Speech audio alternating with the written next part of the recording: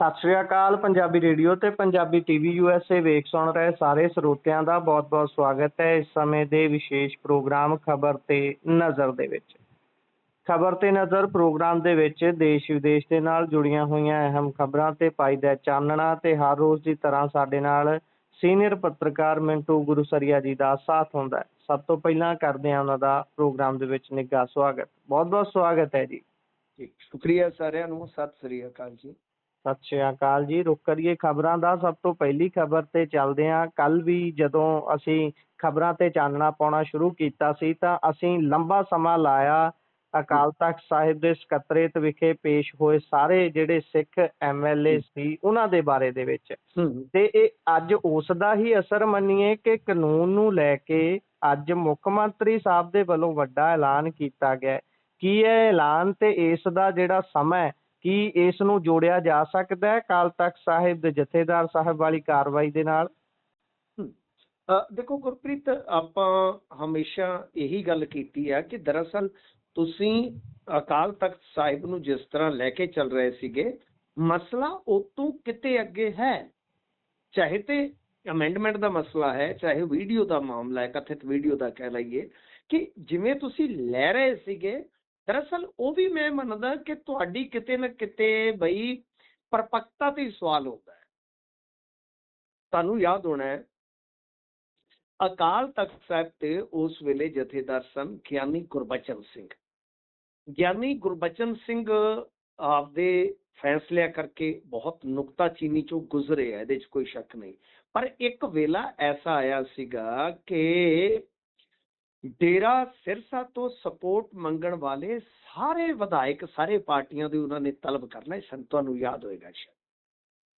ਤਾਂ ਜਦੋਂ ਤੁਹਾਡੇ ਸਾਹਮਣੇ ਇਸ ਤਰ੍ਹਾਂ ਦੀਆਂ ਮਿਸਾਲਾਂ ਹੋਣ ਜਿੱਥੇ ਸੁਰਜੀਤ ਸਿੰਘ ਬਰਨਾਲਾ ਵਰਗੇ ਨੂੰ ਥੰਮਲੇ ਨਾਲ ਬੰਨਿਆ ਗਿਆ, ਗਿਆਨੀ ਜੈਲ ਸਿੰਘ ਵਰਗੇ ਨੂੰ ਪੇਸ਼ ਹੋਣਾ ਪਿਆ, ਮਹਾਰਾਜਾ ਰਣਜੀਤ ਸਿੰਘ ਦਾ ਇਤਿਹਾਸ ਤੁਹਾਡੇ ਸਾਹਮਣੇ ਆ, ਤੁਸੀਂ ਫਿਰ ਵੀ ਇਸ ਤਰ੍ਹਾਂ ਦੀਆਂ ਗੱਲਾਂ ਕਰੋ, ਠੀਕ ਨਹੀਂ। ਮੈਂ ਤੁਹਾਨੂੰ ਡੇ 1 ਤੋਂ ਕਹਿੰਦਾ ਸੀ, ਮੈਂ ਕੀ ਕਹਿੰਦਾ ਸੀਗਾ, ਮੈਂ ਤੁਹਾਨੂੰ ਇੱਕੋ ਹੀ ਗੱਲ ਕਰਦਾ ਸੀਗਾ ਕਿ ਦਰਅਸਲ ਜਦੋਂ ਇਹ ਮਸਲਾ ਗਾਂ ਸੈਂਟੀਮੈਂਟ ਨਾਲ ਜੁੜਦਾ ਹੈ ਤਾਂ ਇਹ ਬਣ ਜਾਂਦਾ ਹੈ ਗੁਰੂ ਬਨਾਮ ਅਦਰ। ਤਾਂ ਜਦੋਂ ਗੁਰੂ ਦਾ ਮਸਲਾ ਆਏਗਾ, ਪੰਥ, ਸੰਗਤ, ਸਿੱਖ ਦੂਜੀ ਕੋਈ ਚੀਜ਼ ਬਰਦਾਸ਼ਤ ਨਹੀਂ ਕਰਦਾ। ਮਾਨ ਸਾਹਿਬ ਸਮਝ ਚੁੱਕੇ ਆ ਬੇਸਿਕਲੀ ਕੀ ਆ ਕਿ ਕੁਝ ਵਿਧਾਇਕਾਂ ਨੇ ਤੇ ਪਹਿਲਾਂ ਹੀ ਕਹਿ ਦਿੱਤਾ ਸੀਗਾ ਕਿ ਅਸੀਂ ਜਾਵਾਂਗੇ। ਮਾਨ ਸਾਹਿਬ ਸਮਝ ਚੁੱਕੇ ਆ ਕਿ ਬਈ ਬਹੁਤ ਮੁਸ਼ਕਲ ਹੋ ਜਾਏਗਾ ਸਾਡੇ ਵਾਸਤੇ, ਬਹੁਤ ਮੁਸ਼ਕਲ ਹੋ ਜਾਏਗਾ। ਤਾਂ ਅੱਜ ਉਹ ਜੋ ਬੋਲੇ ਆ ਪਹਿਲਾਂ ਮੈਂ ਕੋਟ ਕਰ ਦੇਵਾਂ, ਫਿਰ ਆਪਾਂ ਕੋਈ ਸਵਾਲ ਹੋਇਆ ਤੁਹਾਡਾ ਉਹ ਵੀ ਲੈ ਲਾਂਗੇ, ਜਾਂ ਮੇਰਾ ਜਿਹੜਾ ਓਪੀਨੀਅਨ ਆ ਫਿਰ ਮੈਂ ਉਹ ਵੀ ਤੁਹਾਨੂੰ ਜ਼ਰੂਰ ਦੱਸਾਂਗਾ। ਤਾਂ ਇਹਨਾਂ ਨੇ ਕਿਹਾ ਕਿ ਦੇਖੋ ਅਕਾਲ ਤਖ਼ਤ ਸਰਵਉੱਚ ਹੈ, 1 ਮਹੀਨੇ ਦਾ ਟਾਈਮ ਆ, ਜੋ ਵੀ ਸਜ਼ਾ ਤੇ ਤਰਮੀਮਾਂ ਸਾਨੂੰ ਦੇਣਗੇ ਉਸ ਤੇ ਕੈਬਨਿਟ ਦੇ ਵਿੱਚ ਵਿਚਾਰ ਕਰਾਂਗੇ। ਮਤਲਬ ਕਿ ਵਿਚਾਰ ਕਰਨ ਦਾ ਤਾਂ ਇਹਨਾਂ ਨੇ ਕਹਿ ਦਿੱਤਾ ਹੈ ਕਿ ਦੇਖੋ ਅਸੀਂ ਦੇਖਾਂਗੇ ਤੇ ਫਿਰ ਉਹਦੇ ਤੇ ਵਿਚਾਰ ਕਰਾਂਗੇ। ਪਹਿਲੀ ਗੱਲ ਤੇ ਇਹ ਆ ਕਿ ਇਹਨਾਂ ਨੇ ਇਹ ਨਹੀਂ ਕਿਹਾ ਕਿ ਅਸੀਂ ਕਰ ਦੇਵਾਂਗੇ। ਉੱਥੇ ਤੇ ਇਹਨਾਂ ਦੇ ਵਿਧਾਇਕ ਤੁਹਾਨੂੰ ਪਤਾ ਹੀ ਆ ਆਦੇਸ਼ ਨੂੰ ਹੱਥ ਖੜਾ ਕਰਕੇ ਮੰਨ ਕੇ ਆਏ ਸੀਗੇ ਗੁਰਪ੍ਰੀਤ। ਹੁਣ ਇਹ ਕਹਿੰਦੇ ਨੇ ਕਿ ਅਸੀਂ ਵਿਚਾਰ ਕਰਾਂਗੇ, ਯਾਨੀ ਇਸ ਗੱਲ ਤੇ ਤਾਂ ਆ ਗਏ ਕਿ ਅਸੀਂ ਸੰਬੰਧਿਤ ਸੁਝਾਵਾਂ ਨੂੰ, ਤਰਮੀਮਾਂ ਨੂੰ ਵਿਚਾਰਾਂਗੇ ਕੈਬਨਿਟ ਦੇ ਵਿੱਚ ਤੇ ਫਿਰ ਫਾਈਨਲ ਫੈਸਲਾ ਲਵਾਂਗੇ। ਦੇਖੋ ਗੱਲ ਇਹ ਆ ਕਿ ਭਾਈ ਜੇ ਤੁਸੀਂ ਅਜਿਹਾ ਕਰਨਾ ਸੀਗਾ, ਮੇਰੇ ਖਿਆਲ ਦੇ ਨਾਲ ਨਾ 2 ਚੀਜ਼ਾਂ ਜਿਹੜੀਆਂ ਤੈਅ ਹੋਈਆਂ ਕੱਲ। ਨੰਬਰ 1, ਆਮ ਆਦਮੀ ਪਾਰਟੀ ਦੇ ਵਿੱਚ ਕਿੰਨੀ ਕੁ ਪਰਪੱਕਤਾ ਹੈ, ਕਿੰਨਾ ਕੁ ਤਜਰਬਾ ਹੈ, ਕਿੰਨੀ ਕੁ ਸੂਝ ਹੈ, ਕਿੰਨਾ ਕੁ ਇਹ ਸੀਰੀਅਸਲੀ ਲੈਂਦੇ ਆ। ਤੁਸੀਂ ਇਹ ਦੇਖੋ ਨਾ ਕਿ ਇੱਕ 3-4 ਪੇਜ ਦਾ ਇਹ ਜਿਹੜਾ ਅਮੈਂਡਮੈਂਟ ਸੀਗਾ ਜਿਹਦੇ ਰੂਲ ਹਾਲੇ ਡਰਾਫਟ ਹੋਣੇ ਨੇ, ਤੁਸੀਂ ਉਹ ਪੜ੍ਹ ਕੇ ਜੇ ਨਹੀਂ ਵੀ ਸਮਝ ਸਕਦੇ ਤਾਂ ਕਿਸੇ ਵੀ ਲੀਗਲ ਐਡਵਾਈਜ਼ਰ ਤੋਂ ਐਡਵਾਈਸ ਲੈ ਕੇ ਤੁਸੀਂ ਉਹਨੂੰ ਘੱਟੋ ਘੱਟ ਇੰਨਾ ਕੁ ਯਾਦ ਕਰ ਸਕਦੇ ਸੀਗੇ ਕਿ ਜਦੋਂ ਵੀ ਤੁਹਾਨੂੰ ਕੋਈ ਸਵਾਲ ਕੀਤਾ ਜਾਵੇ ਤਾਂ ਤੁਸੀਂ ਉਹਦਾ ਆਧਾਰ ਜ਼ਰੂਰ ਦੱਸ ਸਕੋ। ਤਾਂ ਇਹ ਤੇ ਬਿਲਕੁਲ ਕੋਰੇ ਸਾਬਤ ਹੋਏ। ਦੂਜੀ ਚੀਜ਼ ਕਿ ਆਮ ਆਦਮੀ ਪਾਰਟੀ ਨੇ ਜਿਸ ਤਰ੍ਹਾਂ ਇਹਨਾਂ ਨੂੰ ਭੇਜਿਆ, ਇਹਦਾ ਮਤਲਬ ਹੈ ਕਿ ਬਿੱਲ ਤਾਂ ਉੱਤੋਂ ਆ ਗਿਆ ਬਣ ਕੇ ਕਿ ਅਸੀਂ ਆਹ ਤਰਮੀਮ ਲਿਆਉਣੀ ਆ, ਪਰੰਤੂ ਜਦੋਂ ਇਹਨਾਂ ਨੂੰ ਭੇਜਿਆ ਤਾਂ ਉਦੋਂ ਇਹਨਾਂ ਨੂੰ ਸਪੈਸ਼ਲ ਕੋਈ ਹਦਾਇਤ ਨਹੀਂ ਹੋਈ ਕਿ ਤੁਸੀਂ ਆਪਣੀ ਤਿਆਰੀ ਕਰਕੇ ਜਾਣਾ। ਤੇ ਇਸੇ ਕਰਕੇ ਜੇ ਤੁਸੀਂ ਦੇਖੋਗੇ ਇਹ ਐਕਸਪੋਜ਼ ਹੋ ਗਿਆ ਕਿ ਦਰਅਸਲ ਜਿਹੜੇ ਕਾਨੂੰਨ ਬਣ ਰਹੇ ਨੇ, ਬਿੱਲ ਆ ਰਹੇ ਨੇ, ਕਿਉਂਕਿ ਨਿਯਮ 115 ਕੀ ਕਹਿੰਦਾ ਹੈ, ਹੁਣ ਉਹਦੇ ਤੇ ਆਵਾਂਗੇ। ਉਸ ਤੋਂ ਪਹਿਲਾਂ ਇਹਨਾਂ ਦੀ ਜਿਹੜੀ ਪੋਲੀਟੀਕਲੀ ਆਪਾਂ ਨਫੇ ਨੁਕਸਾਨ ਦੀ ਗੱਲ ਕਰੀਏ ਤਾਂ ਇਹਨਾਂ ਨੇ ਇੱਕ ਪੱਖ ਤੋਂ ਇਹ ਨੁਕਸਾਨ ਚੱਲਿਆ। ਦੂਜੇ ਪਾਸੇ ਜੇ ਤੁਸੀਂ ਦੇਖੋਗੇ ਤਾਂ ਵਿਧਾਨ ਸਭਾ ਤੇ ਵੀ ਸਵਾਲ ਖੜੇ ਹੋ ਗਏ, ਕਿਉਂਕਿ ਜਿਹੜੀ ਕਾਰਕਰਦਗੀ ਹੈ, ਜੋ ਕਾਰਜ ਪ੍ਰਣਾਲੀ ਹੁੰਦੀ ਹੈ ਕਿਸੇ ਵੀ ਸੰਸਥਾ ਦੀ, ਕਿਸੇ ਵੀ ਅਦਾਰੇ ਦੀ, ਕਿਸੇ ਵੀ ਵਿਧਾਨਕ ਆਪਾਂ ਦੇਖੀਏ ਜੋ ਸਾਡਾ ਸਿਸਟਮ ਹੁੰਦਾ ਹੈ, ਉਹਦੀ ਜਿਹੜੀ ਕਾਰਕਰਦਗੀ ਹੁੰਦੀ ਹੈ ਉਹ ਕਈ ਵਾਰ ਮੀਡੀਆ ਜਿਨ੍ਹਾਂ ਦਾ ਫਰਜ਼ ਬਣਦਾ ਹੈ ਕਿ ਉਹ ਦੁਨੀਆ ਤੱਕ ਪਹੁੰਚਾਵੇ, ਲੋਕਾਂ ਤੱਕ ਪਹੁੰਚਾਵੇ, ਜਦੋਂ ਉਹ ਉਸ ਚੀਜ਼ ਤੋਂ ਕਿਤੇ ਨਾ ਕਿਤੇ ਕੰਡ ਕਰ ਜਾਂਦਾ ਹੈ ਤਾਂ ਕਈ ਵਾਰ ਫਿਰ ਮੈਂ ਤੇ ਸਮਝਦਾ ਕਿ ਇਸ ਵਾਰੀ ਇਹ ਹੋਇਆ ਕਿ ਤਖਤ ਨੇ ਜੋ ਕੰਮ ਕੀਤਾ ਉਹ ਮੀਡੀਆ ਵੀ ਨਹੀਂ ਕਰ ਸਕਿਆ, ਯਾਨੀ ਵਿਧਾਨ ਸਭਾ ਦਾ ਵੀ ਮਾਮਲਾ ਜਿਹੜਾ ਉਹ ਸਾਫ਼ ਕਰ ਦਿੱਤਾ। ਮਤਲਬ ਕਿ ਨੰਬਰ ਪਹਿਲਾ ਕਿ ਆਮ ਆਦਮੀ ਪਾਰਟੀ ਦਾ ਤਜਰਬਾ ਕਿੰਨਾ ਕੁ ਹੈ, ਪਰਪੱਕਤਾ ਕਿੰਨੀ ਕੁ ਹੈ, ਗੰਭੀਰਤਾ ਕਿੰਨੀ ਕੁ ਹੈ, ਸਟ੍ਰੈਟਜੀ ਕਿੰਨੀ ਕੁ ਹੈ, ਧਾਰਮਿਕ ਮਾਮਲਿਆਂ 'ਚ ਜਾਣਕਾਰੀ ਕਿੰਨੀ ਕੁ ਹੈ, ਵਿਧੀ ਕਾਨੂੰਨ ਦੇ ਮਾਮਲੇ 'ਚ ਕਿੰਨੀ ਕੁ ਮੈਚਿਓਰਿਟੀ ਹੈ, ਉਹ ਸਾਰੀਆਂ ਚੀਜ਼ਾਂ ਦੇਖੀਆਂ, ਤੁਸੀਂ ਆਪਦਾ ਜਲੂਸ ਕਢਵਾ ਲਿਆ ਇਹਨਾਂ ਨੇ। ਸੈਕਿੰਡ ਥਿੰਗ ਕਿ ਵਿਧਾਨ ਸਭਾ ਦੇ ਵਿੱਚ ਕੀ ਚੱਲਦਾ, ਜਿਹੜਾ ਨਿਯਮ 115 ਹੈ ਉਹਦੇ ਵਿੱਚ ਤੁਸੀਂ ਜਾ ਕੇ ਦੇਖੋਗੇ। ਵੈਸੇ ਮੈਂ ਤੁਹਾਨੂੰ ਸਾਰਿਆਂ ਨੂੰ ਸੁਜੈਸਟ ਕਰੂੰਗਾ ਕਿ ਇਹ ਸਾਰੀਆਂ ਚੀਜ਼ਾਂ ਜਿਹੜੀਆਂ ਨੇ ਉਹ ਅੱਜ ਕੱਲ੍ਹ ਆਨਲਾਈਨ ਪਈਆਂ ਹੁੰਦੀਆਂ ਨੇ, ਜੇਕਰ ਕਿਸੇ ਨੇ ਵੀ ਕੋਈ ਚੀਜ਼ਾਂ ਪੜ੍ਹਨੀਆਂ ਹੋਣ, ਸਮਝ ਨਹੀਂ ਆਉਣ ਤਾਂ ਤੁਸੀਂ ਬਿਹਤਰ ਤਰੀਕੇ ਨਾਲ ਉਹਨਾਂ ਨੂੰ ਪੜ੍ਹ ਸਕਦੇ ਹੋ, ਵਿਚਾਰ ਸਕਦੇ ਹੋ। ਤਾਂ ਇੱਕ ਨਿਯਮ ਹੈ, ਨਿਯਮ ਇਹ ਕਹਿੰਦਾ ਹੈ, ਇਹ ਜਿਹੜਾ ਮੈਂ ਤੁਹਾਨੂੰ ਰੂਲ ਕੋਟ ਕੀਤਾ ਹੈ, ਉਹਦੇ ਮੁਤਾਬਕ 15 ਦਿਨ ਪਹਿਲਾਂ ਖਰੜਾ ਵਿਧਾਇਕਾਂ ਦੇ ਕੋਲ ਪਹੁੰਚਣਾ ਲਾਜ਼ਮ ਹੈ। ਜੇ ਉਸ ਨਿਯਮ ਦੀ ਪਾਲਣਾ ਕੀਤੀ ਗਈ ਹੁੰਦੀ ਗੁਰਪ੍ਰੀਤ, ਜੇ ਉਸ ਨਿਯਮ ਦੇ ਮੁਤਾਬਕ ਖਰੜਾ ਵਕਤ ਰਹਿੰਦਿਆਂ, ਵੇਲਾ ਰਹਿੰਦਿਆਂ MLAs ਤੱਕ ਪਹੁੰਚਿਆ ਹੁੰਦਾ ਤਾਂ ਅੱਜ ਇਹ ਨਹੀਂ ਸੀ ਕਹਿ ਸਕਦੇ, ਜਿਵੇਂ ਜਗਰੂਪ ਸਿੰਘ ਗਿੱਲ ਬਠਿੰਡਾ ਸ਼ਹਿਰੀ ਵਾਲੇ ਜਿਹੜੇ ਇਹਨਾਂ ਦੇ ਵਿਧਾਇਕ ਆ, ਉਹਨਾਂ ਨੇ ਖੁਦ ਇਹ ਗੱਲ ਤਸਲੀਮ ਕੀਤੀ ਜਨਤਕ ਤੌਰ ਤੇ ਕਿ ਇਹ ਕਾਹਲੀ ਦੇ ਵਿੱਚ ਆਈਆਂ ਚੀਜ਼ਾਂ ਨੇ ਤੇ ਕਾਹਲੀ ਦੇ ਵਿੱਚ ਆਈਆਂ ਚੀਜ਼ਾਂ ਕਈ ਮਰਤਬਾ ਤੁਹਾਨੂੰ ਫਸਾ ਦਿੰਦੀਆਂ।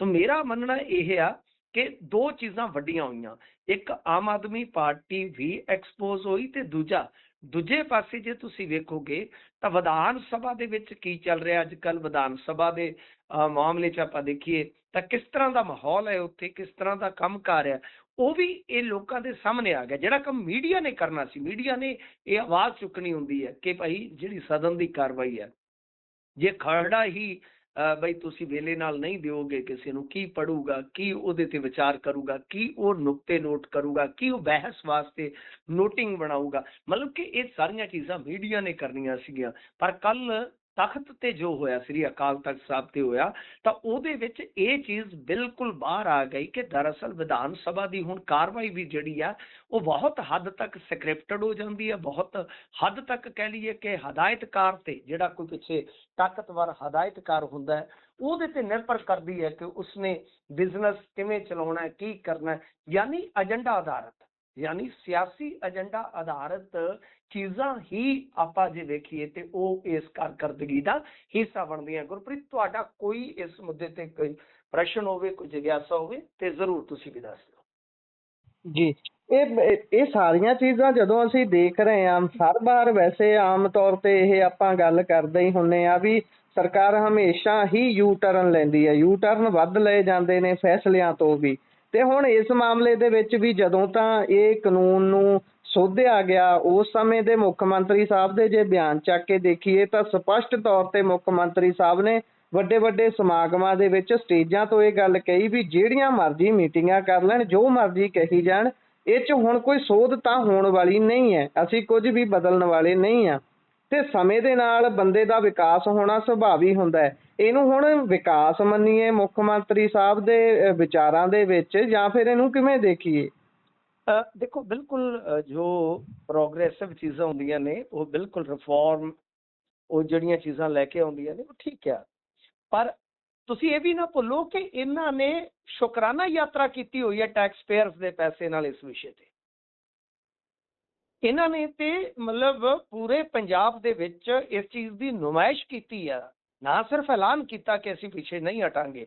ਤਾਂ ਮਤਲਬ ਕਿ ਜੇ ਇਹਦੇ ਤੇ ਹੁਣ ਦੇਖੋ 1 ਮਹੀਨੇ ਦਾ ਸਮਾਂ ਹੈ, ਗਾਂ ਇਲੈਕਸ਼ਨ ਬਿਲਕੁਲ ਨੇੜੇ ਆ ਜਾਏਗਾ, ਫਿਰ ਤੇ ਬਿਲਕੁਲ ਹੀ ਪੋਜੀਸ਼ਨ ਕਸੂਤੀ ਹੋ ਜਾਏਗੀ। ਕਿਉਂਕਿ ਇਹਨਾਂ ਚੀਜ਼ਾਂ ਨੂੰ ਲੋਕਾਂ ਨੇ ਮੰਨਣਾ ਨਹੀਂ। ਮੁੜ ਕੇ ਲੋਕ ਇਹੀ ਕਹਿਣਗੇ ਕਿ ਅਕਾਲ ਤਖਤ ਸਾਹਿਬ ਤੇ ਤੁਸੀਂ ਹਾਂ ਕਰਕੇ ਆਏ ਹੋ। ਪਰ ਜਦੋਂ ਇਹ ਤਰਮੀਮਾਂ ਵੱਲ ਵਧਣਗੇ, ਜੇ ਇਹਨਾਂ ਨੇ ਪ੍ਰਵਾਨ ਕਰ ਲਈਆਂ ਸੁਝਾਅ ਜਾਂ ਤਰਮੀਮਾਂ, ਤਾਂ ਮੇਰੇ ਖਿਆਲ ਦੇ ਨਾਲ ਬਿਲਕੁਲ ਤੁਹਾਡਾ ਵੈਲਿਡ ਤੇ ਵਾਜਬ ਸਵਾਲ ਆ ਕਿ ਫਿਰ ਇਹਨਾਂ ਦੀ ਹਾਲਤ ਹੋਰ ਵੀ ਵਿਗੜ ਜਾਏਗੀ, ਤਬੀਅਤ ਹੋਰ ਖਰਾਬ ਹੋ ਜਾਏਗੀ। ਕਿਉਂਕਿ ਇਹਨਾਂ ਦੇ ਬਿਆਨ ਜਿਹੜੇ ਨੇ ਉਹ ਲੋਕ ਕੱਢ ਕੇ ਅੱਗੇ ਰੱਖਣਗੇ ਕਿ ਦੇਖੋ ਹਰ ਵਾਰ ਦੀ ਤਰ੍ਹਾਂ ਇਹਨਾਂ ਨੇ ਇਸ ਮਰਤਬਾ ਵੀ ਯੂ ਟਰਨ ਮਾਰਿਆ। ਬਿਲਕੁਲ ਤੁਹਾਡੀ ਗੱਲ ਸਹੀ ਹੈ। ਔਰ ਫਿਰ ਇਹ ਵੀ ਹੋਏਗਾ ਕਿ ਜੇ ਤੁਸੀਂ ਸ਼ੁਕਰਾਨਾ ਯਾਤਰਾ ਕਰਦੇ ਹੋ ਕਿਸੇ ਚੀਜ਼ ਨੂੰ ਲੈ ਕੇ, ਟੈਕਸ ਪੇਅਰਸ ਦੇ ਪੈਸੇ ਨਾਲ ਸਭ ਕੁਝ ਕਰਦੇ ਹੋ, ਉਹ ਚੀਜ਼ ਬਿਲਕੁਲ ਉਲਟ ਜਾਂਦੀ ਹੈ, ਤਾਂ ਮੇਰੇ ਖਿਆਲ ਦੇ ਨਾਲ ਸਵਾਲ ਫਿਰ ਹੋਰ ਵੀ ਵੱਡੇ ਹੋ ਜਾਣ। ਜੀ ਬਿਲਕੁਲ ਬਿਲਕੁਲ, ਇਹ ਤਾਂ ਹੋਣਗੇ ਹੀ ਹੋਣਗੇ। ਜਦੋਂ ਤੁਸੀਂ ਬਾਰ-ਬਾਰ ਪਹਿਲਾਂ ਕੁਝ ਕਹਿੰਦੇ ਹੋ, ਬਾਅਦ ਦੇ ਵਿੱਚ ਤੁਸੀਂ ਜਦੋਂ ਉਸ ਦਾ ਰਿਐਕਸ਼ਨ ਦੇਖਦੇ ਹੋ, ਫਿਰ ਦਵਾ ਸੱਟ ਪਲਟ ਜਾਂਦੇ ਹੋ। ਅੱਗੇ ਚੱਲੀਏ ਤਾਂ ਪੰਜਾਬ ਪੁਲਿਸ ਨੇ ਇਨਕਾਊਂਟਰ ਮਾਮਲਿਆਂ ਦੇ ਵਿੱਚ ਜਵਾਬ ਦਾਖਲ ਕੀਤਾ ਹੈ। ਦੇਖੋ, ਹਿਊਮਨ ਰਾਈਟਸ ਕਮਿਸ਼ਨ ਨੇ ਇਹਦੇ ਤੇ ਜਵਾਬ ਤਲਬੀ ਕੀਤੀ ਸੀਗੀ, ਤਾਂ ਉਹਦੇ ਵਿੱਚ ਇਹਨਾਂ ਨੇ ਜਾ ਕੇ ਜਵਾਬ ਫਾਈਲ ਕਰ ਦਿੱਤਾ ਹੈ ਗੁਰਪ੍ਰੀਤ। ਤੇ ਇਹ ਗੱਲ ਆ ਕਿ ਬਈ ਦੇਖੋ, ਕਈ ਮਾਮਲੇ ਸੀਗੇ ਇਨਕਾਊਂਟਰਾਂ ਦੇ। ਵੈਸੇ ਆਪਾਂ ਤਾਂ ਲਗਾਤਾਰ ਮਹੀਨਿਆਂ ਵੱਧੀ ਸਮਾਂ ਹੋ ਗਿਆ ਹੁਣ ਤਾਂ ਕਿ ਜਿਹੜੀਆਂ ਇਨਕਾਊਂਟਰਾਂ ਦੀਆਂ ਕਹਾਣੀਆਂ ਆ ਰਹੀਆਂ ਸਨ, ਬੜੀਆਂ ਅਜੀਬੋ-ਗਰੀਬ ਜਿਹੀਆਂ ਕਹਾਣੀਆਂ, ਜਿਨ੍ਹਾਂ ਤੇ ਯਕੀਨ ਕੋਈ ਕਰ ਹੀ ਨਹੀਂ ਸਕਦਾ, ਜਿਨ੍ਹਾਂ ਦੀ ਸਕ੍ਰਿਪਟ, ਜਿਨ੍ਹਾਂ ਦੀ ਹਕੀਕਤ, ਉਹ ਸਭ ਕੁਝ ਲੋਕ ਜਾਣਦੇ ਸਨ। ਤਾਂ ਬਹਰਹਾਲ ਇਹਨਾਂ ਨੇ ਜਾ ਕੇ ਜਵਾਬ ਦਾਖਲ ਕਰ ਦਿੱਤਾ ਹੈ। ਦੇਖੋ, ਜਵਾਬ ਦੇ ਵਿੱਚ ਇਹਨਾਂ ਨੇ ਕੀ ਲਿਖਿਆ ਹੈ ਉਹ ਤੇ ਆਪਾਂ ਨਹੀਂ ਦੱਸ ਸਕਦੇ, ਕਿਉਂਕਿ ਸ਼ਾਇਦ ਸੀਲਬੰਦ ਜਵਾਬ ਗਿਆ ਹੋਏਗਾ। ਪਰ ਇਹ ਕੁਝ ਮਾਮਲੇ ਸੀਗੇ, ਜਿਵੇਂ ਖਾਸ ਤੌਰ ਤੇ ਜੇ ਤੁਸੀਂ ਵੇਖੋਗੇ ਤੇ ਇੱਕ ਐਨਕਾਊਂਟਰ ਦੇ ਵਿੱਚ ਇਹ ਜਾਣਕਾਰੀ ਮਿਲ ਰਹੀ ਹੈ ਕਿ ਇਹਨਾਂ ਨੇ SIT ਦਾ ਗਠਨ ਕੀਤਾ ਹੈ, ਐਸੀ ਜਾਣਕਾਰੀ ਦਿੱਤੀ ਆ। ਦੂਜੇ ਪਾਸੇ ਜੇ ਤੁਸੀਂ ਵੇਖੋਗੇ ਤਾਂ ਕਈ ਕਹਾਣੀਆਂ ਨੇ, ਜਿਵੇਂ ਆਪਾਂ ਇੱਕ ਐਨਕਾਊਂਟਰ ਅਮਰਤਪਾਲ ਸਿੰਘ ਨਾਂ ਦਾ ਹੋਇਆ ਸੀਗਾ, ਕੋਈ ਗੈਂਗਸਟਰ ਸੀ ਸ਼ਾਇਦ, ਉਹਦਾ ਕੀਤਾ ਸੀਗਾ। ਰਣਜੀਤ ਸਿੰਘ ਦਾ ਹੋ ਗਿਆ। ਫਿਰ ਇਸ ਤੋਂ ਇਲਾਵਾ ਤੇਜਾ ਮਹਿੰਦੀਪੁਰੀਏ ਦਾ। ਇਹ ਤਾਂ ਕਈ ਐਨਕਾਊਂਟਰ ਆ ਜਿਨ੍ਹਾਂ ਦੀ ਕਹਾਣੀ, ਜਿਵੇਂ ਸੰਜੂ ਬਾਮਨ, ਸੁਖਦੇਵ, ਕਈ ਨਾਮ ਨੇ ਇਸ ਪ੍ਰਕਾਰ ਦੇ ਕਿ ਜਿਨ੍ਹਾਂ ਦੀ ਕਹਾਣੀ ਬਿਲਕੁਲ ਇੱਕੋ ਜਿਹੀ ਆ, ਜਿੱਥੇ ਇਹਨਾਂ ਨੇ ਕਿਹਾ ਕਿ ਅਸੀਂ ਬੰਦੇ ਨੂੰ ਰਿਕਵਰੀ ਵਾਸਤੇ ਲੈ ਕੇ ਚੱਲੇ ਸਾਂ। ਅੱਛਾ ਗੁਰਪ੍ਰੀਤ, ਮੈਂ ਅੱਗੇ ਵੀ ਤੁਹਾਨੂੰ ਦੱਸਿਆ ਕਿ ਅਸੀਂ ਇਹ 90 ਦੇ ਦਹਾਕੇ 'ਚ ਵੀ ਕਹਾਣੀਆਂ ਸੁਣਦੇ ਰਹੇ ਹਾਂ।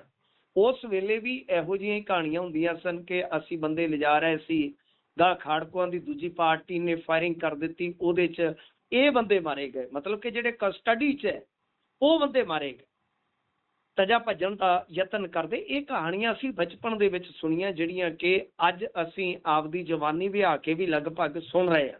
ਬਿਲਕੁਲ, ਇਹਨਾਂ ਚੀਜ਼ਾਂ ਤੇ ਮੇਰੇ ਖਿਆਲ ਦੇ ਨਾਲ ਪੁਲਿਸ ਵਾਲੇ ਜਿਹੜੇ ਆ ਜੋ ਮਰਜ਼ੀ ਕਹੀ ਜਾਣ, ਪਰ ਹਕੀਕਤ ਤੇ ਹਕੀਕਤ ਹੈ ਨਾ। ਤੁਸੀਂ ਇੱਕ ਚੀਜ਼ ਦੇਖੋ ਕਿ ਮੋਗਾ ਦੇ ਵਿੱਚ ਡੀਜੇ ਬੰਦ ਕਰਾਉਣ ਨੂੰ ਲੈ ਕੇ ਪ੍ਰਵਾਸੀਆਂ ਨੇ ਪੁਲਿਸ ਕੁੱਟਤੀ, ਪਰ ਪੁਲਿਸ ਦੀ ਬੇਇੱਜ਼ਤੀ ਇੰਨੀ ਹੋਈ ਕਿ ਗੱਲ ਹੀ ਛੱਡ ਦਿਓ। ਪ੍ਰਵਾਸੀਆਂ ਦਾ ਮੁੱਦਾ ਤੁਹਾਨੂੰ ਪਤਾ ਵੈਸੇ ਵੀ ਗੁੰਝਲਦਾਰ ਬਣ ਜਾਂਦਾ ਹੈ। ਬਿਲਕੁਲ। ਜਦੋਂ ਇਹਨਾਂ ਨੇ ਬੰਦੇ ਫੜੇ ਤਾਂ ਮਤਲਬ ਕਿ ਤੋੜੇ ਪਏ ਸੀ। ਅੱਛਾ, ਤੁਹਾਨੂੰ ਯਾਦ ਹੋਣਾ ਹੈ ਕਿ ਇਕੱਲੇ ਇਹ ਨਹੀਂ ਹੈ ਕਿ ਗੋਲੀਆਂ, ਅੱਜ ਕੱਲ੍ਹ ਹੋਰ ਵੀ ਚੱਲਦਾ ਹੈ, ਅੱਜ ਕੱਲ੍ਹ ਸਿਸਟਮ ਹੋਰ ਵੀ ਚੱਲਦਾ। ਮੈਂ ਤੁਹਾਨੂੰ ਇੱਕ ਹੋਰ ਘਟਨਾ ਦੱਸਦਾ। ਬਠਿੰਡਾ ਦੇ ਵਿੱਚ ਡਾਕਟਰ ਗਰਗ ਦੀ ਕਲੀਨਿਕ ਤੇ ਬੀਤੇ ਦਿਨੀ ਇੱਕ ਪੈਟਰੋਲ ਬੋਤਲ, ਜਿਹਨੂੰ ਬੰਬ ਨੁਮਾ ਬਣਾ ਦਿੱਤਾ ਗਿਆ, ਉਹਦੇ ਨਾਲ ਅਟੈਕ ਕੀਤਾ ਗਿਆ।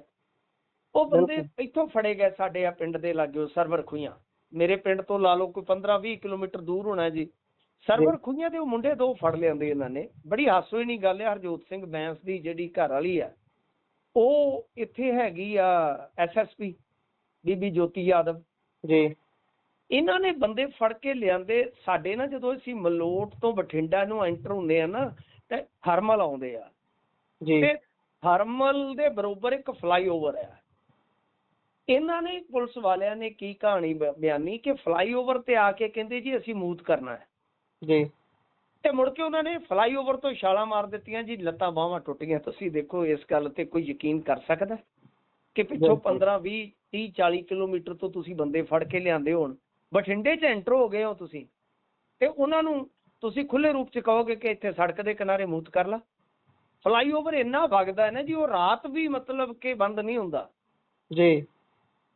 ਇਸ ਤਰ੍ਹਾਂ ਦੀਆਂ ਹਾਸੂਹੀਣੀਆਂ ਕਹਾਣੀਆਂ ਨੇ। ਇਕੱਲਾ ਇਨਕਾਊਂਟਰ ਦਾ ਹੀ ਮਸਲਾ ਨਹੀਂ ਹੈ, ਇਹ ਜਿਹੜੀਆਂ ਲੱਤਾਂ ਬਾਹਾਂ ਹੁਣ ਤੋੜ ਰਹੇ ਆ, ਉਹਦੇ ਵਿੱਚ ਵੀ ਇਹੋ ਕੁਛ ਹੀ ਆ ਗੁਰਪ੍ਰੀਤ, ਤੇ ਤੋੜੀਆਂ ਜਾਂਦੀਆਂ ਨੇ। ਮੈਨੂੰ ਤੇ ਬਹੁਤ ਵਾਰੀ ਇਹੋ ਜਿਹੀਆਂ ਗੱਲਾਂ ਸੁਣਨ ਨੂੰ ਮਿਲੀਆਂ, ਈਵਨ ਦੈਟ ਕਿ ਇੱਕ ਮੁਕਾਬਲਾ ਬਣਿਆ ਸੀਗਾ ਸਾਡੇ ਏਰੀਏ ਦੇ ਵਿੱਚ, ਚਲੋ ਮੈਂ ਜਗ੍ਹਾ ਨਾਂ ਤੇ ਕੀ ਰਿਵੀਲ ਕਰਨਾ ਹੈ, ਉਸ ਐਨਕਾਊਂਟਰ 'ਚ ਸ਼ਾਮਲ ਇੱਕ ਕਾਂਸਟੇਬਲ ਨੇ ਮੈਨੂੰ ਦੱਸਿਆ ਜੀ ਕਿ ਸਾਡਾ ਅਫਸਰ ਕਹਿੰਦਾ ਸੀ ਕਿ ਟਪਾ ਦਿਓ, ਪਰ ਜਿਹੜਾ ਮੌਕੇ ਦਾ ਅਫਸਰ ਸੀਗਾ ਉਸਨੇ ਕਿਹਾ ਕਿ ਨਹੀਂ ਨਹੀਂ, ਅਸੀਂ ਅਜੇ ਹਰ ਰਿਸਕ ਨਹੀਂ ਲਵਾਂਗੇ। ਤਾਂ ਫਿਰ ਉਹਨੇ ਕਿਹਾ ਕਿ ਬਈ ਮਤਲਬ ਕਿ ਗੋਲੀ ਦੀ ਲੱਤ 'ਚ ਮਾਰਾਂਗੇ। ਇਹ ਗੱਲ ਮੈਨੂੰ ਉਸ ਐਨਕਾਊਂਟਰ ਦੇ ਵਿੱਚ ਹਿੱਸਾ ਲੈਣ ਵਾਲੇ ਬੰਦੇ ਨੇ ਦੱਸੀ। ਲਓ ਤਾਂ ਹਾਂਜੀ, ਮੈਂ ਮਤਲਬ ਕਿ ਉਹਦੇ ਮੂੰਹ, ਕਿਉਂਕਿ ਹਮੇਸ਼ਾ ਮੈਂ ਤੁਹਾਨੂੰ ਕਹਿਣਾ ਹੁੰਦਾ ਕਿ ਮੈਂ ਠੀਕ ਆ ਜਾਣਕਾਰੀਆਂ ਹਾਸਲ ਕਰਦਾ, ਪਰ ਕਦੇ ਵੀ ਮੈਂ ਵਿਸ਼ਵਾਸਘਾਤ ਨਹੀਂ ਕਰਦਾ, ਕਿਉਂਕਿ ਲੁਕਵੀਂ ਰਿਕਾਰਡਿੰਗ ਵਗੈਰਾ ਜਾਂ ਤਾਂ ਕੋਈ ਬੰਦਾ ਰਾਜੀ ਹੋਵੇ ਤੇ ਮੈਂ ਉਹਨੂੰ ਰਿਕਾਰਡ ਕਰ ਸਕਦਾ। ਤਾਂ ਇਹ ਗੱਲਬਾਤ ਦਾ ਹਿੱਸਾ ਸੀ। ਉਸ ਕਾਂਸਟੇਬਲ ਨੇ ਮੈਨੂੰ ਦੱਸਿਆ ਕਿ ਜੇ ਅਸੀਂ ਉਹ ਰਿਸਕ ਲੈ ਲੈਂਦੇ, ਸਾਡਾ ਅਫਸਰ ਮੌਕੇ ਦਾ ਜੇ ਨਾ ਵੇਰਦਾ, ਤੇ ਜਿਹੜਾ ਵੱਡਾ ਅਫਸਰ ਬੈਠਾ ਸੀ ਉਹਨੇ ਸਾਨੂੰ ਫਸਾ ਦੇਣਾ ਸੀ। ਕਿਉਂਕਿ ਫਿਰ ਦੂਜਾ ਜਿਹੜਾ ਬੰਦਾ ਕੀਤਾ ਮਾੜਾ ਮੋਟਾ ਫੱਟੜ, ਉਹਨੂੰ ਵੀ ਹੋ ਗਿਆ ਵੀ ਯਾਰ ਮੇਰੀ ਘੱਟੋ ਘੱਟ ਇਹਨਾਂ ਨੇ ਜਾਨ ਬਖਸ਼ ਦਿੱਤੀ ਆ। ਤਾਂ ਉਸਨੇ ਉਸ ਐਨਕਾਊਂਟਰ ਨੂੰ ਪ੍ਰਵਾਨ ਕਰ ਲਿਆ।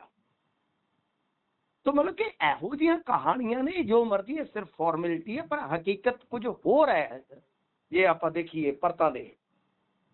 ਜੀ ਬਿਲਕੁਲ ਇਸੇ ਤਰੀਕੇ ਦੇ ਨਾਲ ਹੈ। ਪੈਂਚਰ ਕਰਨਾ ਕਹਿੰਦੇ ਨੇ ਆਮ ਤੌਰ ਤੇ ਲੱਤ 'ਚ ਗੋਲੀ ਮਾਰ ਕੇ। ਇਹ ਸ਼ਬਦ ਵੀ ਆਪਾਂ ਇਜਾਦ ਕੀਤਾ ਆਪਣੀ ਟੀਮ ਨੇ, ਪੈਂਚਰ ਕਰਨਾ। ਜੀ ਇਸ ਤੋਂ ਅੱਗੇ ਜੇਕਰ ਆਪਾਂ ਵਧੀਏ ਤਾਂ ਗੱਲ ਕਰਦੇ ਹਾਂ ਬਿਜਲੀ ਦੀ, ਖਾਸ ਤੌਰ ਤੇ ਕਿਸਾਨਾਂ ਨੂੰ ਮਿਲਣ ਵਾਲੀ। ਕਿਸਾਨ ਬੜੇ ਦੁਖੀ ਨੇ ਜੀ। ਦੁਆਬੇ 'ਚ ਲਗਾਤਾਰ ਮੈਂ ਵੇਖ ਰਿਹਾ ਥਾਂ ਥਾਈਂ ਧਰਨੇ ਲੱਗ ਰਹੇ ਨੇ ਬਹੁਤ।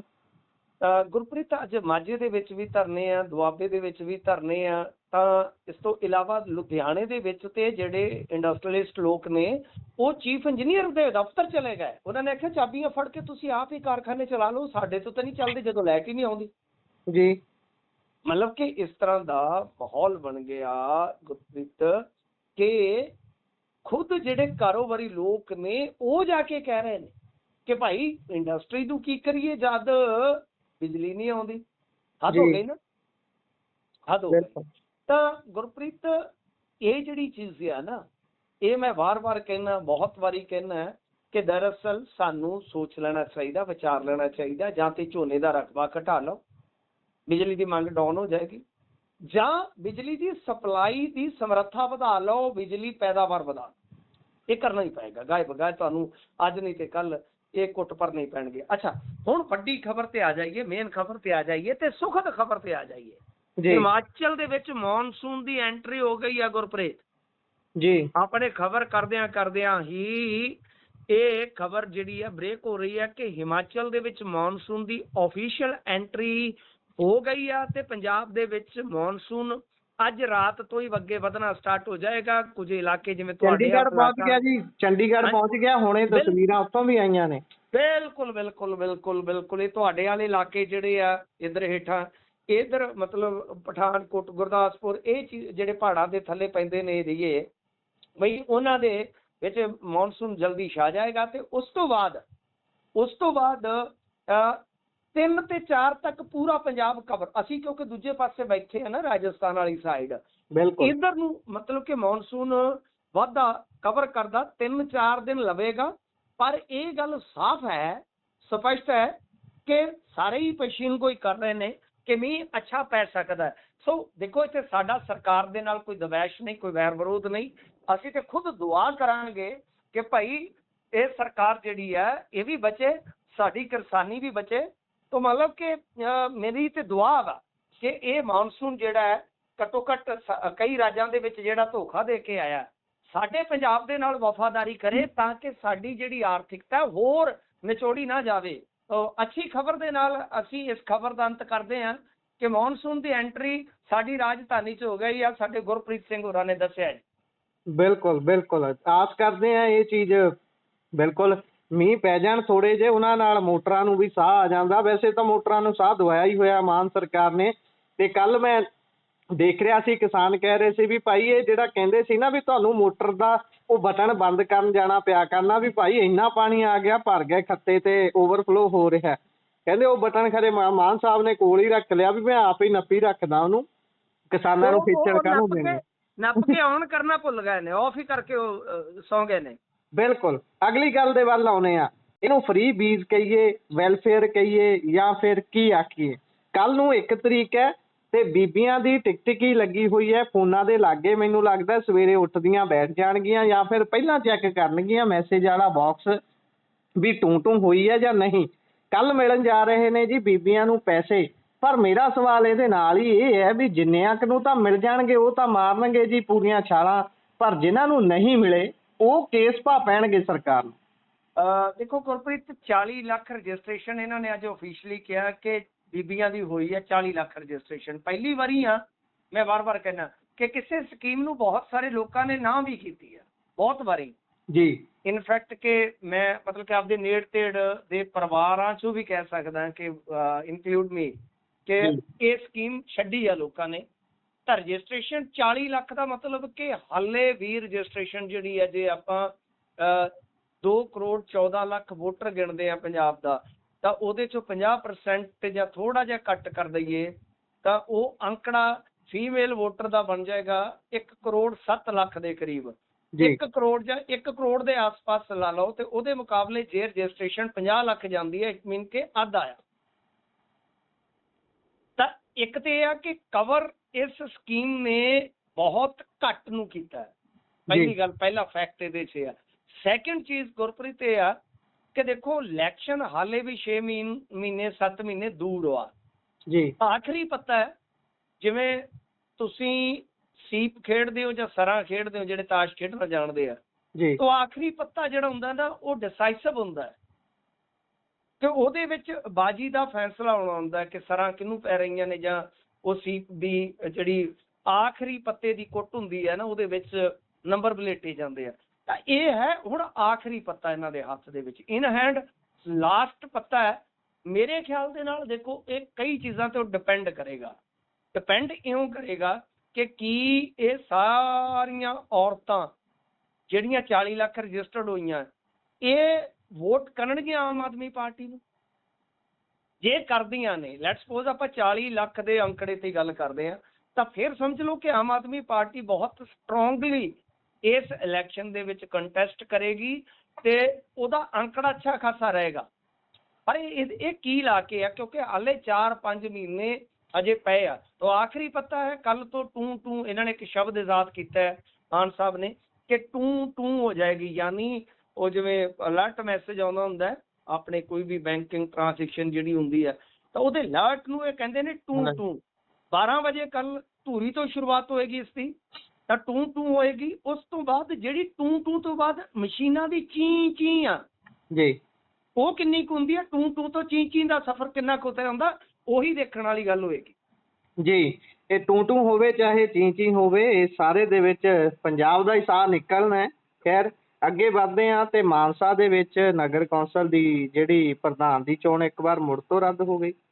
ਦੇਖੋ ਇੱਥੇ ਨਾ ਸਿੱਧਾ ਹਿਸਾਬ ਆ, ਸਿੰਗਲਾ ਸਾਹਿਬ, ਜਿਹੜੇ ਸਿੰਗਲਾ ਸਾਹਿਬ ਤੇ ਜਾਣਦੇ ਹੋ ਨਾ ਤੁਸੀਂ, ਜ਼ੀਰੋ ਟੋਲਰੈਂਸ ਦੀ ਹਨੇਰੀ ਦੇ ਵਿੱਚ ਜਿਹੜੇ ਸਭ ਤੋਂ ਪਹਿਲੇ ਹੀਰੋ ਨੇ ਜ਼ੀਰੋ ਟੋਲਰੈਂਸ ਦੇ ਪੰਜਾਬ ਦੇ ਪਹਿਲੇ ਹੀਰੋ। ਹਾਂਜੀ, ਜਿਵੇਂ ਸਨੀ ਦਿਓਲ ਦੀ ਪਹਿਲੀ ਫਿਲਮ ਆਈ ਸੀ ਬੇਤਾਬ ਜੀ, ਇਹ ਵਾਕਿਆ ਹੀਰੋ ਨੇ ਇਹਨਾਂ ਦੇ। ਤਾਂ ਗੱਲ ਇਹ ਆ ਕਿ ਇਹ ਸਿੰਗਲਾ ਸਾਹਿਬ ਦਾ ਜ਼ੋਰ ਲੱਗਾ ਇੱਕ ਆਪ ਦਾ ਬੰਦਾ ਪ੍ਰਧਾਨ ਬਣਾਉਣ ਤੇ ਉਧਰੋਂ ਦੂਜੇ ਪਾਸੇ ਇਹਨਾਂ ਕੋਲੋਂ ਕੋਰਮ ਪੂਰਾ ਨਹੀਂ ਹੋ ਰਿਹਾ ਜੀ। ਇਹਨਾਂ ਨੇ ਮਾਲਵੇ ਦੇ ਵਿੱਚ ਇੱਕ ਬਹੁਤ ਵੱਡੇ ਲੀਡਰ ਦੇ ਕਿਸੇ ਨੇੜੇ ਦੇ ਬੰਦੇ ਨਾਲ ਮੈਂ ਗੱਲਬਾਤ ਕੀਤੀ, ਤਾਂ ਉਹ ਮੰਨਿਆ। ਮੈਂ ਕਿਹਾ ਜੀ ਤੁਸੀਂ ਤੇ ਘੱਟ ਗਿਣਤੀ 'ਚ ਸੀਗੇ, ਤੁਹਾਡੀ ਆਪੋਜੀਸ਼ਨ, ਖਿੰਡੀ ਹੋਈ ਆਪੋਜੀਸ਼ਨ ਜਿਹੜੀ ਸੀ ਉਹ ਬਹੁਮਤ 'ਚ ਸੀਗੀ। ਤਾਂ ਉਸਨੇ ਕਿਹਾ ਕਿ ਇਹ ਮੁਲਕ ਹੈ ਜੀ, ਇੱਥੇ ਹੋਣ ਨੂੰ ਕੀ ਨਹੀਂ ਹੁੰਦਾ। ਉਸਦਾ ਜਵਾਬ ਇਹ ਸੀ, ਹੋਣ ਨੂੰ ਕੀ ਨਹੀਂ ਹੁੰਦਾ। ਉਹਨੇ ਕਿਹਾ ਕਿ 2 ਬੰਦੇ ਐਬਸੈਂਟ ਸੀ। ਮੈਂ ਕਿਹਾ ਜੀ ਉਹ 2 ਬੰਦੇ, ਉਹਨੇ ਕਿਹਾ ਕਿ ਸਾਡੀ ਕਾਰ 'ਚ ਸੀਗੇ, ਬਸ ਗੱਲ ਖਤਮ। ਇਸ ਤੋਂ ਅੱਗੇ ਕੀ ਕਹੋਗੇ ਤੁਸੀਂ? ਅੱਜ ਵੀ ਜਿਹੜਾ ਅਫਸਰ ਸੀ ਐਨ ਮੌਕੇ ਤੇ ਕਹਿੰਦਾ ਜੀ ਮੇਰੀ ਤਬੀਅਤ ਨਹੀਂ ਠੀਕ। ਲਓ ਦੱਸੋ ਬਾਈ, ਲੋਕ ਝੋਨਾ ਲਾ ਰਹੇ ਨੇ ਖੇਤਾਂ ਦੇ ਵਿੱਚ, ਲੋਕ ਬਈ ਸਾਰੇ ਕਾਰ ਵਿਹਾਰ ਕਰ ਰਹੇ ਨੇ, ਤੁਹਾਡੇ ਤੋਂ ਇਲੈਕਸ਼ਨ ਹੀ ਨਹੀਂ ਕੰਡਕਟ ਹੋ ਰਿਹਾ। ਕਿੰਨੇ ਆ, 25 ਆ 30 ਆ, ਕਾਉਂਸਲਰ ਵੋਟਾਂ ਹੀ ਕਿੰਨੀਆਂ ਨੇ ਨਾ। ਤਾਂ ਅੱਜ ਅਫਸਰ ਛੁੱਟੀ ਮਾਰ ਗਿਆ। ਛੁੱਟੀ ਦਰਅਸਲ ਮਾਰੀ ਨਹੀਂ, ਛੁੱਟੀ ਮਰਵਾ ਲਈ ਗਈ, ਨਹੀਂ ਤਾਂ ਪੱਕੀ ਛੁੱਟੀ ਹੋਣ ਦਾ ਵੀ ਚਾਂਸ ਹੈ ਨਾ। ਤਾਂ ਸਿੰਗਲਾ ਸਾਹਿਬ ਇਕੱਲੇ ਆਪਦੇ ਦਮ ਤੇ ਤਾਂ ਨਹੀਂ ਖੇਡ ਰਹੇ ਨਾ, ਬਿਲਕੁਲ ਉਹਨਾਂ ਦੇ ਪਿੱਛੇ ਤਾਕਤ ਹੈ। ਤੇ ਤਾਕਤ ਕਿਹੜੀ ਹੈ? ਜਿਸ ਤਾਕਤ ਨੇ ਇਹਨਾਂ ਨੂੰ ਫੜਿਆ, ਇਹਦਾ ਮਤਲਬ ਹੈ ਕਿ ਅੱਜ ਸਾਰਾ ਕੁਝ ਇੱਕ ਮਿਕਿਆ ਜੀ। ਕਿਸੇ ਵੇਲੇ ਕਿੰਨਾ ਰੌਲਾ ਪਾਇਆ ਇਹਨਾਂ ਨੇ। ਆਮ ਆਦਮੀ ਪਾਰਟੀ ਨੇ ਹਲਕਾ ਇੰਚਾਰਜ ਬਦਲੇ ਨੇ ਜੀ ਆਪਣੇ। ਜੀ ਦੇਖੋ, ਇਹ ਹਲਕਾ ਇੰਚਾਰਜ ਜਿਹੜੇ ਬਦਲੇ ਆ, ਇਹਨਾਂ ਨੇ ਬਦਲੇ ਆ ਇੱਧਰ ਸੁਜਾਨਪੁਰ ਤੇ ਭੋਆ ਵਾਲੀ ਸਾਈਡ ਤੋਂ। ਹਲਕਾ ਇੰਚਾਰਜ ਬਦਲ ਕੇ ਇਹਨਾਂ ਨੇ ਜਿਹੜੇ ਪਿਛਲੀ ਵਾਰੀ ਇਲੈਕਸ਼ਨ ਲੜੇ ਸੀਗੇ ਵਿਭੂਤੀ ਜੀ, ਉਹਨਾਂ ਨੂੰ ਵੀ ਇਹਨਾਂ ਨੇ ਲਾ ਦਿੱਤਾ ਤੇ ਨਵੇਂ ਜਿਹੜੇ 2 ਲਾਏ ਆ ਉਹਨਾਂ ਦੇ ਵਿੱਚੋਂ ਸਲਾਰੀਆ ਸਾਹਿਬ ਨੂੰ ਲਾ ਦਿੱਤਾ। ਦੇਖੋ, ਮੁੱਖ ਦੀ ਗੱਲ ਇਹ ਆ ਗੁਰਪ੍ਰੀਤ, ਆਪਾਂ ਜੇ ਇਸ ਖਬਰ ਨੂੰ ਬਿਲਕੁਲ ਕਹਿ ਲਓ ਕਿ ਛੋਟੇ ਜਿਹੇ ਨਿਚੋੜ ਨਾਲ ਹੀ ਸਮਾਪਤ ਕਰਨਾ ਹੋਵੇ ਨਾ, ਹੁਣ ਕੀ ਆ ਕਿ ਜਿਹੜੇ ਬੰਦੇ ਇਲੈਕਸ਼ਨ ਲੜ ਚੁੱਕੇ ਆ, ਜਿੱਤ ਚੁੱਕੇ ਆ, ਹਾਰ ਚੁੱਕੇ ਆ, ਜੇ ਉਹਨਾਂ ਦੀ ਜਗ੍ਹਾ ਮਾਲ ਸਾਹਿਬ ਨੂੰ ਵੀ ਲਾ ਦਿੱਤਾ ਨਾ, ਜਿਨ੍ਹਾਂ ਨੇ ਪਿਛਲੇ ਦਿਨੀ ਪਾਰਟੀ ਜੁਆਇਨ ਕੀਤੀ ਹੈ ਇਹਨਾਂ ਦੀ, ਉਹਨਾਂ ਨੂੰ ਵੀ ਹਲਕਾ ਇੰਚਾਰਜ ਲਾ ਦਿੱਤਾ, ਤਾਂ ਸਲਾਰੀਆ ਸਾਹਿਬ ਤੁਹਾਨੂੰ ਪਤਾ ਭਾਜਪਾ 'ਚ ਰਹੇ, ਇਲੈਕਸ਼ਨ ਵੀ ਲੜ ਚੁੱਕੇ ਨੇ, ਤੁਹਾਨੂੰ ਯਾਦ ਹੋਏਗਾ। ਤਾਂ ਹੁਣ ਇਹ ਰਾਜਪੂਤ ਜਿਹੜਾ ਵੈਲਫੇਅਰ ਕਮਿਸ਼ਨ ਹੈ ਉਹਦੇ ਸ਼ਾਇਦ ਚੇਅਰਮੈਨ ਨੇ। ਹਲਕਾ ਇੰਚਾਰਜ ਲਾਉਣ ਦਾ ਹੀ ਮਤਲਬ ਇਹ ਆ ਸਾਹਿਬ ਕਿ ਅਸਲ ਦੇ ਵਿੱਚ ਜਿਹੜੇ ਬੰਦੇ ਇਲੈਕਸ਼ਨ ਪਹਿਲਾਂ ਲੜ ਚੁੱਕੇ ਆ ਜਾਂ ਜਿਹੜੇ ਬੰਦੇ ਇਲੈਕਸ਼ਨ ਜਿੱਤ ਵੀ ਚੁੱਕੇ ਆ, ਤਾਂ ਵੀ ਕੋਈ ਫਰਕ ਨਹੀਂ ਪੈਂਦਾ ਗੁਰਪ੍ਰੀਤ ਇਹਦੇ ਨਾਲ, ਇਸ ਗੱਲ ਦੇ ਨਾਲ, ਤਾਂ ਉਹਨਾਂ ਨੂੰ ਸਿੱਧਾ ਸਿਗਨਲ ਹੈ ਕਿ ਬਾਈ ਹੁਣ ਤੁਹਾਡੀ ਛੁੱਟੀ ਆ। ਯਾਨੀ ਸੁਜਾਨਪੁਰ ਤੋਂ ਜਿਹੜੇ ਪਠਾਨਕੋਟ ਤੋਂ ਮੈਂ ਗਲਤ ਕਰ ਗਿਆ ਸੀਗਾ, ਪਠਾਨਕੋਟ ਤੋਂ ਜਿਹੜੇ ਸੀਗੇ ਉਮੀਦਵਾਰ ਇਹਨਾਂ ਦੇ ਵਿਭੂਤੀ ਸ਼ਰਮਾ, ਤੇ ਸੁਜਾਨਪੁਰ ਤੋਂ ਜਿਹੜੇ ਇਲੈਕਸ਼ਨ ਲੜੇ ਠਾਕਰ ਅਮਿਤ ਸਿੰਘ ਮੰਟੋ, ਇਹਨਾਂ ਦੋਨਾਂ ਨੂੰ ਕੱਟਤਾ। ਇਹਨਾਂ ਦੀ ਜਗ੍ਹਾ ਆ ਗਏ ਰੋਹਿਤ ਸਿਆਲ ਤੇ ਫਿਰ ਆ ਗਏ ਜੀ ਸਲਾਰੀਆ। ਤੇ ਇਸ ਤੋਂ ਇਲਾਵਾ 2 ਦਿਨ ਪਹਿਲਾਂ ਅਕਾਲੀ ਦਲ ਛੱਡ ਕੇ ਆਮ ਆਦਮੀ ਪਾਰਟੀ ਦੇ ਵਿੱਚ ਸ਼ਾਮਲ ਹੋਏ ਮਾਲ ਸਾਹਿਬ, ਗੁਰਕਵਾਲ ਸਿੰਘ ਮਾਹਲ, ਇਹਨਾਂ ਨੂੰ ਕਾਦੀਆਂ ਦਾ ਇੰਚਾਰਜ ਲਾਤਾ। ਇਹਦਾ ਮਤਲਬ ਸਾਫ਼ ਹੈ ਕਿ ਜਿਹੜੇ ਬੰਦੇ ਇਲੈਕਸ਼ਨ ਲੜੇ ਆ, ਜਿੱਤੇ ਆ, ਹਰੇ ਆ, ਜੇ ਉਹਨਾਂ ਦੇ ਉੱਤੇ ਇਸ ਵੇਲੇ ਹਲਕਾ ਇੰਚਾਰਜ ਬਿਠਾਏ ਜਾ ਰਹੇ ਆ, ਤਾਂ ਸਪਸ਼ਟ ਸੰਕੇਤ ਹੈ ਕਿ ਭਾਈ ਤੁਹਾਡਾ ਪੱਤਾ ਕੱਟਿਆ ਗਿਆ। ਇਸ ਗੱਲ ਨੂੰ ਜਿੰਨੀ ਜਲਦੀ ਸਮਝ ਆਓਗੇ ਚੰਗੇ ਰਹੋਗੇ ਲੱਲਾ। ਬਿਲਕੁਲ, ਇਹ ਗੱਲ ਤਾਂ ਹੁਣ ਤਸਲੀਮ ਕਰਨੀ ਪਊਗੀ, ਔਖੇ ਹੋ ਕੇ ਕਰ ਲੈਣ, ਸੌਖੇ ਹੋ ਕੇ ਕਰ ਲੈਣ ਵੀ ਭਾਈ ਤੁਹਾਡੀ ਛੁੱਟੀ ਹੈ। ਖੈਰ, ਇਸੇ ਦੇ ਨਾਲ ਕਰਦੇ ਹਾਂ ਪ੍ਰੋਗਰਾਮ ਦੀ ਸਮਾਪਤੀ। ਜੁੜੇ ਰਹੋ ਪੰਜਾਬੀ ਰੇਡੀਓ ਤੇ ਪੰਜਾਬੀ TV USA ਦੇ ਨਾਲ। ਧੰਨਵਾਦ, ਸਤਿ ਸ਼੍ਰੀ ਅਕਾਲ। ਸਤਿ ਸ਼੍ਰੀ ਅਕਾਲ।